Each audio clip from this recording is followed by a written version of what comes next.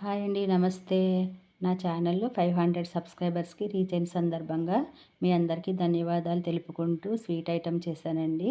అదే సేమియా పాయసం. నన్ను ఇంతగా ప్రోత్సహించిన మీ అందరికీ మరీ మరీ థ్యాంక్స్ చెప్పుకుంటున్నానండి. నన్ను ఇలాగే ప్రోత్సహించాలని కోరుకుంటూ మీకోసం ఈ స్వీట్ ఐటెమ్ చేస్తున్నాను. స్టవ్ వెలిగించి పాన్ పెట్టి ముందుగా డ్రై ఫ్రూట్స్ ఫ్రై చేసుకుందామండి గీ వేసుకొని. ఇవి ఫ్రై అయిన తర్వాత సేమియాలు కూడా ఫ్రై చేసుకోవాలి.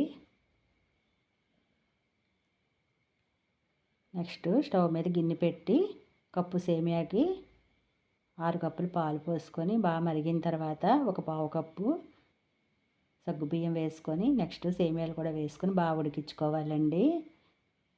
ఇవి ఉడికిపోయినాయి కదా, నా ఛానల్ని సబ్స్క్రైబ్ చేసుకోండి.